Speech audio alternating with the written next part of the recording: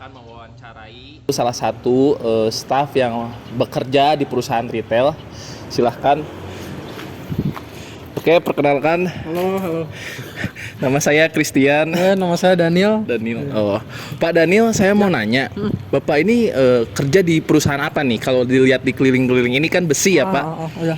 Ya, ini kita lebih ke bahan baku besi ya, ada holo, ada WF juga. Ya lebih ke barang-barang yang berat gitu. Oh, perbesian lah gitu, perbesian. Perbesian ya. Bahan bakunya. Oh, berarti ini bisa dibilang perusahaan retail ya, Pak? Ya, ini retail, jelas retail. Oh, jelas retail. Oke, berarti ini produk-produk ini nanti dibikin buat pabrik, seperti apa contohnya? Contohnya kalau misalnya untuk besi yang gede-gede ini kan bisa buat pabrik.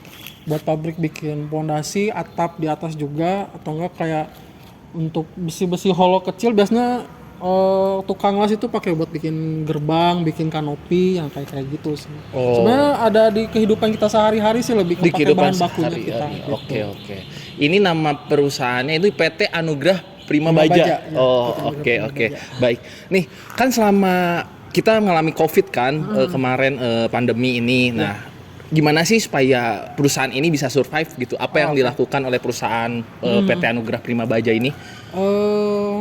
Sebenarnya bukan survive juga ya kalau yang kita alamin di sini, kayak meskipun Covid gitu ya, kayak bahan baku tuh tetap aja perlu gitu orang-orang. Bahkan saya lihat beberapa developer pada saat Covid juga mereka tetap melakukan pembangunan rumah.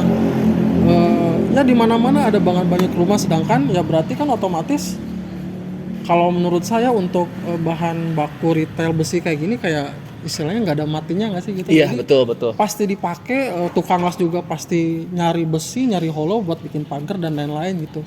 Tetap berlangsung lah gitu meskipun Covid.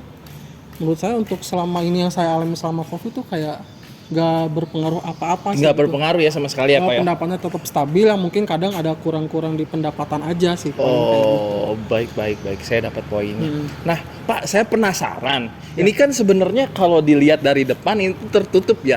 Nggak tertutup gitu. Ini kan langsung pabrik ini. Gimana sih perusahaan ini PT Anugrah Prima Baja ini mempromosikan atau gimana supaya orang tahu tuh ada PT Anugrah Prima Baja? Ini kan karena kita kelihatan tertutup ya kalau dari luar.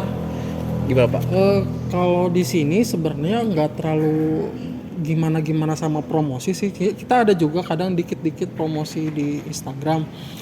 Tapi bukan kayak promosi ayo beli, cuman kayak nunjukin barang kita aja gitu. Kita lagi masuk barang, ada masuk kontainer, masuk trailer, kita videoin gitu. Soalnya kalau di kita Anugrah Prima Baja ini kayak nggak fokus promosi kayak di sosmed atau kita sebar-sebar Player ya, kayak gitu. brosur gitu ya. Kita kayak lebih ke si salesman-nya aja langsung terjun ke lapangan gitu. Ini kan kita langsung lebih tujuan kita ini kan sih buat ke toko-toko, tapi jarang banget untuk yang kayak pemakainya langsung gitu, kayak buat tukang las tuh jarang gitu. Jadi dia lebih ke toko dulu, kita yang supply ke toko gitu. Supply ke toko ya, Pak.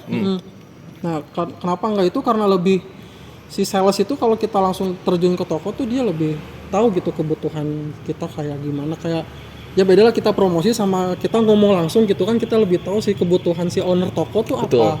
Nah dari butuhnya sebarang seperti apa, kualitasnya seperti apa, sama kita tuh bisa memahami pasar. Jadi kadang kita tanya ke owner toko, Bapak ngambilnya di mana aja, terus barang mereka gimana. Kita kayak pelan-pelan masuk itu buat memahami pasar juga gitu. Jadi kalau untuk promosi kita nggak ada promosi yang gimana sih, jadi kita lebih fokusnya di salesnya aja, ini langsung terjun ke toko-toko gitu. Kalau di kita tuh kayak gitu. Oke.